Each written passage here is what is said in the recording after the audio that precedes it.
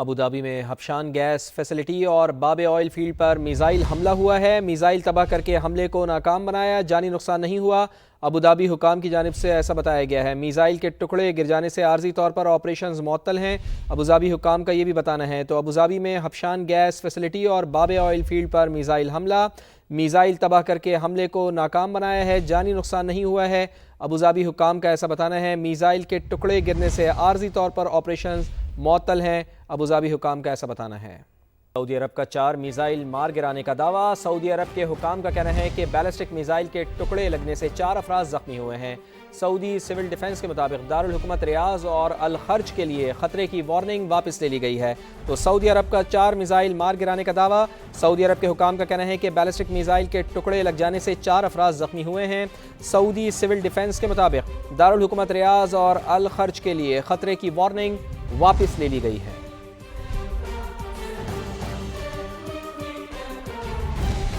ایران نے اسرائیل پر میزائل اور ڈرونز کی نئی لہر داغ دی ہے۔ اسرائیلی شہروں میں سائرن بج اٹھے، شہری بنکرز میں چھپ گئے ہیں۔ شمالی اسرائیل میں دھماکوں کی آوازیں سنی گئی ہیں۔ عرب میڈیا ایسے رپورٹ کر رہا ہے۔ تو ایران نے اسرائیل پر میزائل اور ڈرونز کی نئی لہر داغ دی ہے۔ اسرائیلی شہروں میں سائرن بج اٹھے ہیں جبکہ شہری بنکرز میں چھپ گئے ہیں۔ شمالی اسرائیل میں دھماکوں کی آوازیں سنی گئی ہیں۔ عرب میڈیا کی جانب سے یہ رپورٹ کیا جا رہا ہے۔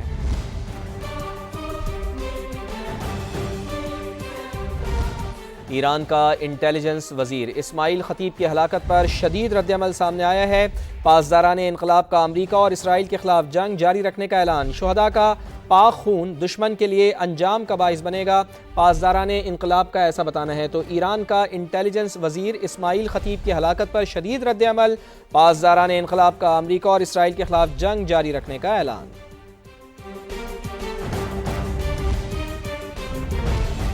سربراہ خارجہ پالیسی برائے یورپی یونین کا ایرانی وزیر خارجہ سے رابطہ ہوا ہے۔ یورپی یونین کا ابنائے ہرمز میں کشیدگی پر اظہار تشویش۔ یورپی یونین کا ایران سے خطے میں اہم تنصیبات پر حملے روکنے کا مطالبہ سامنے آیا ہے۔ تو خارجہ پالیسی سربراہ یورپی یونین کا ایرانی وزیر خارجہ سے ہوا ہے رابطہ۔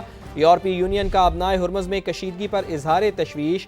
یورپی یونین کا ایران سے خطے میں اہم تنصیبات پر حملے روکنے کا مطالبہ سامنے آیا۔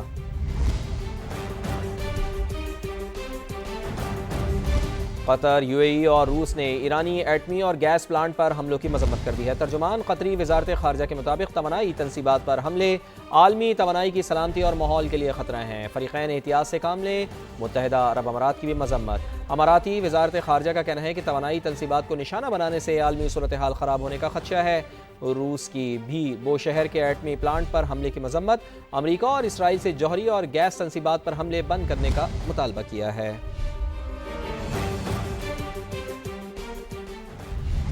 سپریم لیڈر آیت اللہ سید علی خامنائی کی شہادت کے بعد ایران کو ایک اور ناقابل تلافی نقصان۔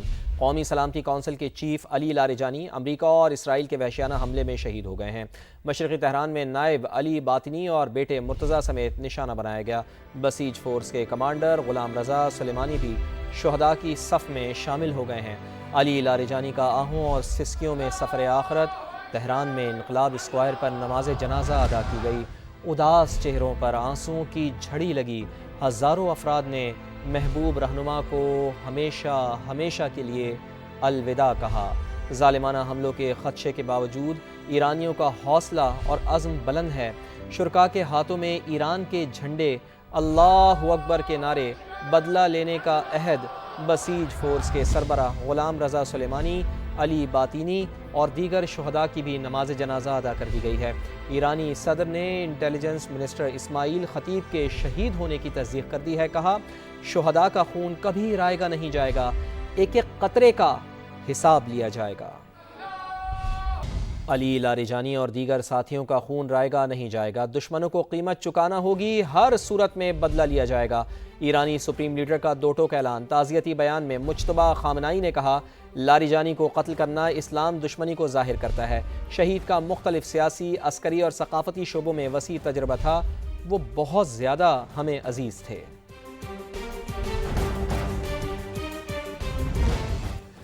امریکی انسداد دہشت گردی سینٹر کے مستعفی ڈائریکٹر جو کینٹ کا 2024 کا انٹرویو وائرل ہے، جس میں ایران پر حملوں سے خبردار کیا گیا تھا۔ کہا تھا کہ اگر ایران کے خلاف جنگ کی جائے گی تو یہ تباہی ہوگی، حملہ کیا تو ایرانی عوام متحد ہو جائیں گے، لوگ مزید انقلابی بن جائیں گے۔ آگے بڑھتے ہوئے آپ کو بتائیں کہ سعودی عرب میں شوال کا چاند نظر نہیں آیا ہے، عید الفطر جمعے کو ہوگی۔ سعودی سپریم کونسل نے اعلان کر دیا ہے، متحدہ عرب امارات، ترکی، قطر، بحرین اور کویت میں بھی عید 20 مارچ کو ہوگی۔ لبنان، یمن، فلسطین اور عراق میں بھی عید جمعے کو منائی جائے گی۔ سنگاپور میں مسلمان عید الفطر 21 مارچ بروز ہفتے کو منائیں گے۔ یو اے ای میں کھلے میدانوں میں نماز عید کی ادائیگی پر پابندی عائد کر دی گئی ہے۔ پاکستان میں شوال کا چاند دیکھنے کے لیے مرکزی رؤیت ہلال کمیٹی کا اجلاس آج ہوگا۔ سفارکوں نے عید الفطر 21 مارچ ہفتے کو ہونے کی پیشگوئی کی ہے۔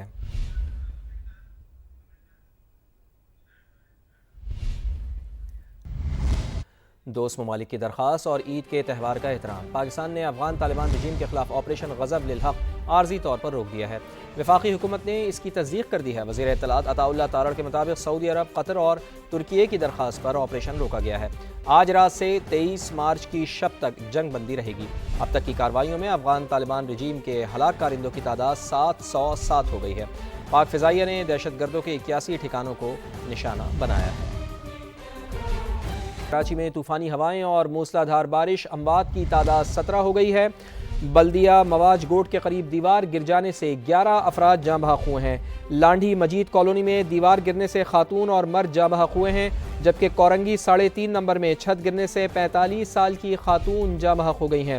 ملیر ندی یارو گوٹ کے قریب آسمانی بجلی گر جانے سے 35 سال کا شخص جاں بحق ہوا ہے۔ کلفٹن میں درخت گرنے سے ایک خاتون جاں بحق جبکہ 2 افراد زخمی ہوئے ہیں۔ کورنگی اللہ والا ٹاؤن میں سولر پلیٹ گرنے سے صابر حسین جاں بحق۔ کلفٹن آئی آئی چندری گڑھ روڈ، ایوان صدر روڈ، قائد آباد کے قریب درخت اکھڑ گئے۔ P C H S society block 6 میں اسپتال کی پارکنگ میں دیوار گر گئی ہے۔ دیوار گرنے سے متعدد گاڑیوں کو نقصان پہنچا ہے۔ مائی کولاچی روڈ پر پیڈسٹرین برج کے قریب سائن بورڈ گر گیا ہے۔ لیاری میں تیز ہواؤں کے باعث چھتوں سے سولر پلیٹس اڑ گئی ہیں۔ بارش کے بعد اہم شاہراہوں پر پانی جمع ہے، ٹریفک کی روانی متاثر ہے۔ کراچی کے مختلف شاہراہوں اور مارکیٹوں میں پانی جمع ہو گیا ہے۔ کے الیکٹرک کا سسٹم بھی بیٹھ گیا ہے۔ 800 سے زائد فیڈر سٹرپ کر گئے ہیں۔ کراچی کا بیشتر حصہ اندھیرے میں ڈوبا ہوا ہے۔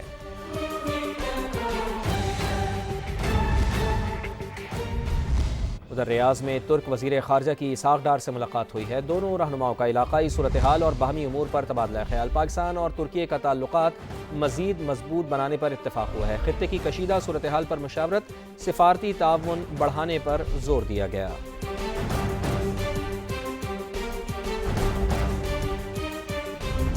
ایرانی وزیر خارجہ کا پاکستان، ترکی اور مصری ہم منصب سے رابطہ ہوا ہے۔ خطے کی صورتحال اور جاری کشیدگی پر تبادلہ خیال ہوا ہے۔ عرب میڈیا ایسی رپورٹ کر رہا ہے۔ خود مختاری کے دفاع کے لیے ہر ممکن اقدامات کیے جائیں گے، ایرانی وزیر خارجہ کا ایسا بتانا ہے۔ تو آپ کو بتائیں کہ اہم خبر آ رہی ہے کہ ایرانی وزیر خارجہ کا پاکستان، ترکی اور مصری ہم منصب سے رابطہ ہوا ہے۔ خطے کی صورتحال اور جاری کشیدگی پر تبادلہ خیال کیا گیا ہے۔ عرب میڈیا کی جانب سے یہ رپورٹ کیا جا رہا ہے۔ خود مختاری کے دفاع کے لیے ہر ممکن اقدام کریں گے، ایرانی وزیر خارجہ کا اس موقع پر یہ کہنا ہے۔ تو ایک اہم رابطہ ہوا ہے ایرانی وزیر خارجہ کا پاکستان، ترکی اور مصری ہم منصب سے رابطہ ہوا ہے۔ بڑا اہم رابطہ ہے یہ، خطے کی صورتحال اور جاری کشیدگی پر ہوا ہے تبادلہ خیال۔ خود مختاری کے دفاع کے لیے ہر ممکن اقدام کریں گے، ایرانی وزیر خارجہ کا یہ کہنا ہے۔